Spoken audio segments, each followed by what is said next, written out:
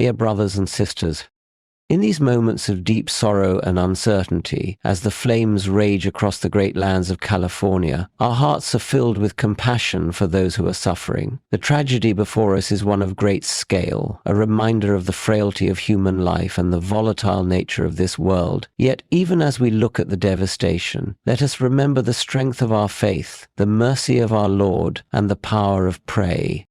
In these moments of profound suffering, as the flames stretch across the land and the air is filled with smoke and sorrow, it is easy to feel small in the face of such destruction. The fires that ravage California are not just physical in their destructive nature, they are spiritual and emotional tests of our resilience, our faith, and our collective compassion. It is in the midst of such calamities that we are most inclined to question the purpose of suffering. Why must people endure such pain? Why must homes and communities be lost? Yet it is precisely in these moments of great trial that we are reminded of the unyielding presence of God and His promise to walk with us through our darkest times.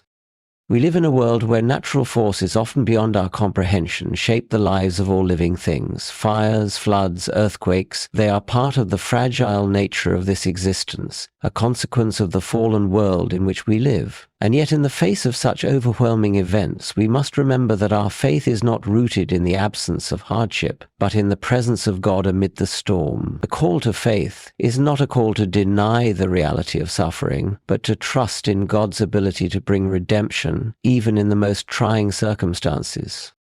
As we reflect on these moments, we remember that our suffering, though real, is not without purpose. In fact, suffering is often a means through which our faith can grow. It is in the furnace of affliction that we find ourselves relying not on our own strength, but on the mercy of God. When our human capabilities are exhausted, when the power of the flame seems too great to overcome, we learn to depend on a higher strength, one that is unshakable. God does not promise us a life free of suffering, but He does promise to be with us through it all. The very act of prayer in times of calamity is an acknowledgement that we are not alone, that there is a divine presence that transcends the natural forces that threaten to overwhelm us. In our prayers, we call upon God not only for protection, but for guidance. We ask for His wisdom to navigate the chaos that surrounds us and the strength to endure when we feel that we have nothing left to give. We ask for His peace to wash over our hearts, knowing that His peace is not as the world gives, but a peace that surpasses understanding. It is in this peace that we find the courage to keep moving forward, to help those in need, and to act as His hands and feet on this earth. For when we pray, we're not simply waiting for a change in our circumstances, we are inviting God's presence into the very heart of our suffering. In this season of trial, our faith is not just a passive act of waiting for God to intervene, but an active surrender to His will. We trust that He is working in ways we cannot yet see, weaving together a tapestry of grace that includes both our pain and our hope. It is through this surrender that we can begin to see the beauty that God is creating even in the ashes, the ways in which His love is being poured out through the compassion of neighbors helping neighbors, through the outpouring of resources, and through the relentless spirit of those who refuse to give up. As we endure this tragedy, let us remember that our faith does not shield us from suffering. It enables us to face it with courage and hope. The fires may rage and the darkness may seem overwhelming, but the light of Christ is never extinguished. It is in times like these that the light of faith shines brightest, drawing others into the warmth of His love. And so we pray, knowing that God hears our cries and responds with the fullness of His mercy. In the face of great calamities, such as the raging fires, there is one act that stands as a pillar of hope: prayer. The power of prayer cannot be overstated, for it is through prayer that we connect with the Creator in our most desperate moments. Prayer is not merely a ritual or a tradition. It is the invitation to God to move, to act, to show His mercy and grace. When words fail and the situation feels beyond redemption, prayer becomes our refuge, our sanctuary, where we place our deepest fears, hopes, and pleas for intervention. When we face the magnitude of destruction and despair that these fires bring, prayer becomes our most direct line of communication with God. It is through prayer that we acknowledge our utter dependence on His strength, for we are reminded that we are limited in our human ability. While the fires may be fierce and the devastation widespread, we are not helpless. Prayer empowers us, for it reminds us that we are not alone in the struggle. Through prayer, we are aligned with God's will, and we submit ourselves to His divine plan, knowing that His ways are higher than our own and His understanding far surpasses our comprehension. In times of disaster, the act of prayer holds more weight than simply asking for a change in our circumstances. It is a profound act of faith and trust in the goodness of God, even when everything around us seems to crumble. We do not pray as though we are simply hoping to change God's mind, but rather as an expression of trust that God is already at work, even if we do not see the full picture. The Christian call to prayer is not about control, but about surrender. It is in surrendering our will to God's that we can experience the peace that surpasses understanding. In this peace we find solace, knowing that our Heavenly Father is at work, both in the lives of those who are suffering and in the hearts of those who pray. The power of prayer is not limited to individual petitions. When we gather together in prayer as a community, our collective voice magnifies the plea for mercy. The strength of our prayers is increased when we unite as the body of Christ, for where two or more are gathered in His name, He is present. The collective prayers of many, each interceding for those affected by disaster, are a force that cannot be underestimated. As we pray, we are reminded of the connection we share as part of the larger body of believers, and this unity amplifies the power of our intercession. There is a profound beauty in how prayer invites us to partner with God in bringing about change in the world. While we may not fully understand how our prayers can influence the course of events, we trust in the mystery of God's sovereignty. Prayer is a way to participate in God's redemptive work. Through our intercession, we help bear the burdens of those affected by the fires, lifting them up to God, who can heal, restore, and protect. Prayer becomes an act of love where we not only seek comfort for ourselves, but also for the suffering of others. It is an outpouring of compassion that mirrors the love of Christ, who intercedes on our behalf before the Father. As we pray for those who are in the midst of these fires, let us remember that prayer is not a passive act, but an active one that compels us to also act with love. God calls us to be His hands and feet, to show the same mercy He has shown us. When we pray, let it stir us into action, that we may become instruments of His peace, helping to bring relief to those in need.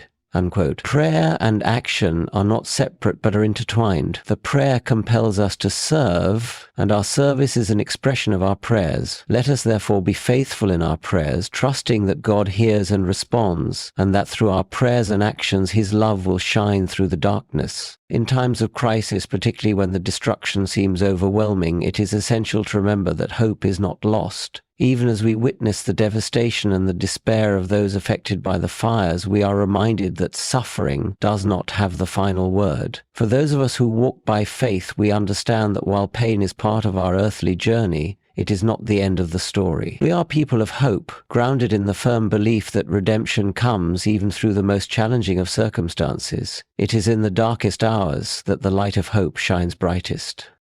The Christian faith does not promise an absence of hardship. In fact, Scripture tells us quite the opposite, that we will face trials, suffering, and tribulation. But in the face of those trials, we are given the promise of a greater hope, one that transcends the temporal suffering of this world. This is not a hope that dismisses the reality of pain or tries to minimize the grief felt in the aftermath of such tragedies. Rather, it is a hope that acknowledges the pain, but refuses to allow it to have the last word. This hope is founded in the truth that God is present in the midst of suffering, working through it to bring about a greater purpose and a greater good.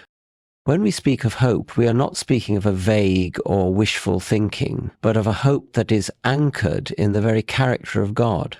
God is good, and His goodness is revealed even in the midst of suffering. The flames may rage, and the destruction may be great, but they do not have the power to undo the love and mercy of God. This is the foundation of our hope, that even in suffering, God's love is at work, weaving a tapestry that, though it may seem difficult to understand in the moment, will one day be revealed in all its fullness. It is this hope that sustains us as we face the devastation, knowing that God's purposes are far greater than we can see or comprehend.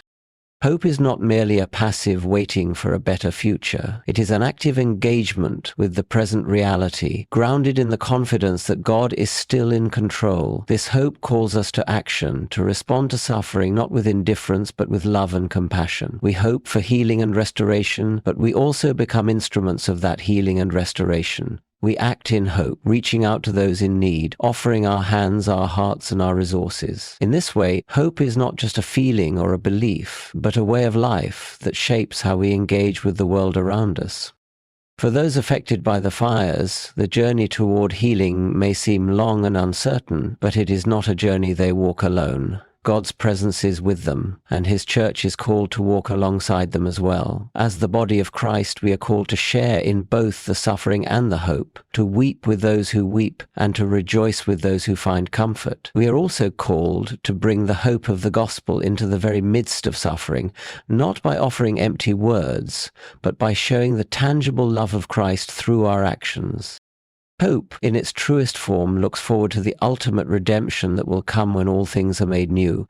This world is broken, and we feel its brokenness in moments like these, but we know that God has promised a new heaven and a new earth, where pain and suffering will no longer exist. While we may not fully understand why certain events unfold as they do, we trust in the greater hope of the resurrection, when all things will be restored.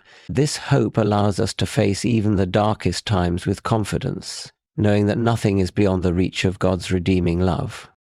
In this time of loss and devastation, let us remember that our hope does not end with the fires. Our hope stretches far beyond the present moment and is rooted in the eternal promises of God. It is this hope that will sustain those who are grieving, that will lift them out of despair, and that will provide a future filled with the light of God's goodness. Let us hold fast to this hope, both for ourselves and for those around us, and let it be the source of strength and courage as we face the challenges ahead. As we come together in the wake of this immense tragedy, it is crucial that our response to the crisis is not just a matter of words or fleeting gestures, but of tangible, heartfelt action. We are called as Christians to not only pray for those affected by the fires, but to actively serve them, to be the hands and feet of Christ in their time of need. Prayer is not meant to be an excuse for inaction, but rather the fuel that drives us to act in love and compassion. In the face of suffering, God does not call us to retreat into comfort or isolation. He calls us to step forward, to be present, to give, and to serve. It is easy to feel overwhelmed when we are confronted with the vastness of the need around us. The destruction caused by the fires is immense, and the suffering of those affected may seem too great to overcome. However, we must remember that no act of kindness is too small, no gesture of love too insignificant. God has placed us where we are for a reason, and He has equipped us with the resources, talents, and love necessary to make a difference. The Bible teaches us that we are all part of the body of Christ, each of us with unique gifts and abilities. It is when we come together, pooling our resources and our efforts, that we can truly reflect God's love in a broken world. The call to action is not just about meeting physical needs, although providing food, shelter, and medical assistance is essential. It is also about offering emotional and spiritual support. In times of devastation, people are not only in need of material help, but they also need a sense of hope, encouragement, and the comforting presence of others. Our love must be both practical and spiritual. We are called to mourn with those who mourn, to sit with them in their grief, to listen to their stories, and to offer words of comfort that come not from our own wisdom, but from the eternal hope found in Christ. It is also important to remember that our service must not be limited by the boundaries of proximity. While we may not all live in California or be directly affected by the fires, we are all called to respond in whatever way we can, whether it is offering financial support, organizing local relief efforts, or simply praying fervently for those impacted. There are countless ways to participate in God's work of restoration. We are part of a larger global community of believers, and our actions can ripple out far beyond our immediate surroundings. The act of serving others is not just a way of meeting their needs, but a way of reflecting the heart of God. God is love, and when we serve others in his name, we are showing his love in action. Jesus himself modeled this servant-hearted love when he washed the feet of his disciples, demonstrating that true greatness in his kingdom comes not through power or prestige, but through humility and service. In serving those who are suffering, we embody Christ's love, becoming vessels through which his grace flows to a hurting world. This call to action is not just for a moment, but for a sustained commitment to standing with those in need. The recovery process after such a disaster will be long and difficult, and we must continue to support those who are rebuilding their lives. Our service should not be a one-time act, but a continual offering of love and support. Just as God's love for us is constant and unwavering, so too should our commitment to serving others be. Let us not underestimate the power of our actions. Every meal served, every prayer offered, every hand held, every donation made is a part of God's work in the world. Our small acts of kindness, when done in his name, have the potential to make a lasting impact. And as we serve, we are reminded of the ultimate service Christ rendered for us on the cross, where he gave his life for the redemption of the world. In serving others, we participate in the redemptive work of God, and we reflect his love in ways that have eternal significance.